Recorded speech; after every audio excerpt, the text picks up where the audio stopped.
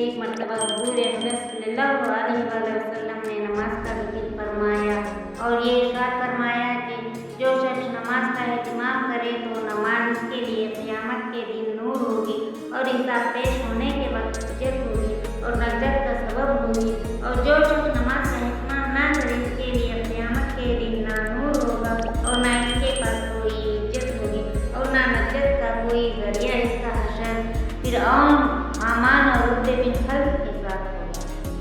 فرعون کو تو ہر شخص جانتا ہے کہ اسی درجے کا کافر تھا، حتیٰ کہ خدائی کا دعویٰ کیا تھا، اور حامان اس کے وزیر کا نام ہے، اور ابی بن خلف مکے کے مشرکین میں اس سے بڑا سخت دشمن اسلام تھا۔ ہجرت سے پہلے نبی کریم صلی اللہ علیہ وسلم سے کہا کرتا تھا کہ میں نے ایک گھوڑا پالا ہے، اس کو بہت کچھ کھلاتا ہوں، اس پر سوار ہو کر نعوذ باللہ تم کو قتل کروں گا۔ حضور اقدس صلی اللہ علیہ وسلم نے ایک مرتبہ اس سے فرمایا تھا کہ انشاءاللہ میں ہی تجھ کو قتل کروں گا۔ احد کی لڑائی میں وہ حضور اقدس صلی اللہ علیہ وسلم کو تلاش کرتا پھرتا تھا اور کہتا تھا کہ اگر وہ آج بچ گئے تو میری خیر نہیں۔ چنانچہ حملے کے ارادے سے وہ حضور اقدس صلی اللہ علیہ وسلم کے قریب پہنچ گیا۔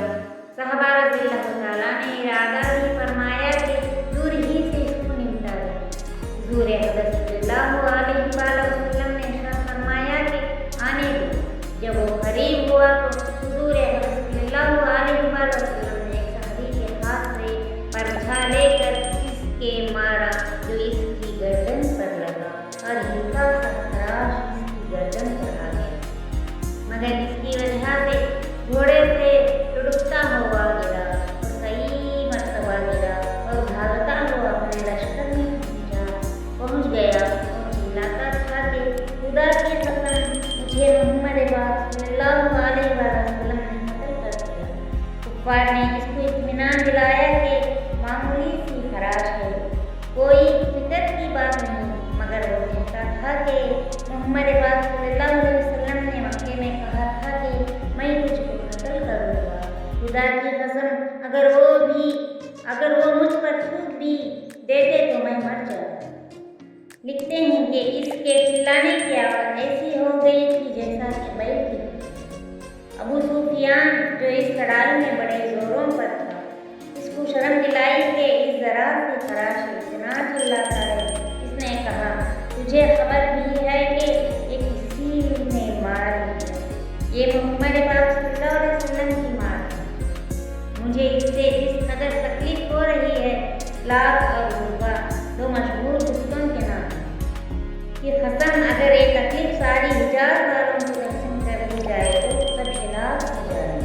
محمد پاک صلی اللہ علیہ وسلم نے مجھ سے مکے میں کہا تھا کہ میں تجھے قتل کروں۔ میں نے اسی وقت سمجھ لیا تھا کہ میں اس کے ہاتھ سے ضرور مارا کروں گا، میں ان سے چھوٹ نہیں سکتا۔ اگر وہ اسے کہنے کے بعد مجھ پر تھوک بھی دیتے تو میں اس سے بھی مر جاتا۔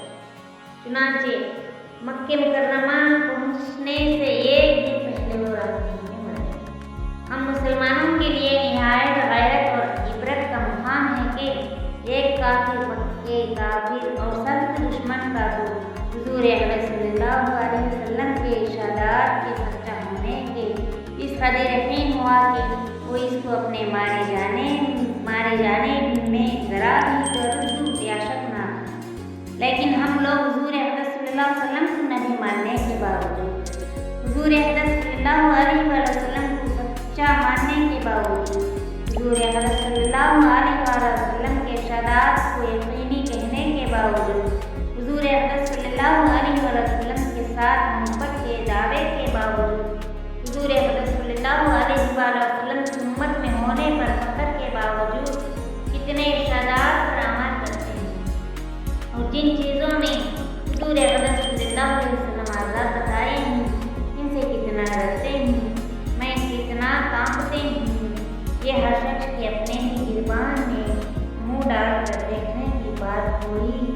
دوسری کسی کی متعلق کیا کہہ سکتا ہے۔ ابن حجر رحمۃ اللہ نے کتاب الودر میں قارون کا بھی فرعون وغیرہ کے ساتھ ذکر کیا ہے اور لکھا ہے کہ ان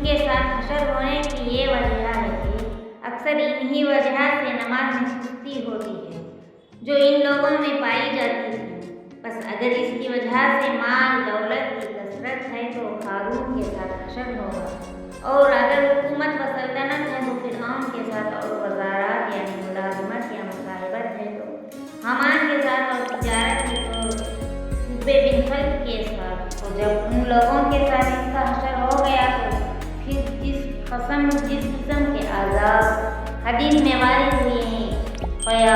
وہ حدیثیں مرسلین سے ہوں، ان میں کوئی اشکا نہیں رہا کہ جہنم کے عذاب سخت سے سخت ہیں۔ البتہ یہ ضروری ہے کہ اس کو اپنے ایمان کی وجہ سے ایک نہ ایک دن سے خلاصی ہو جائے گی، اور وہ لوگ ہمیشہ کے لیے نیند میں ہی رہیں گے، لیکن خلاصی ہونے تک کا زمانہ کیا کچھ ہنسی کھیل ہے نہ معلوم۔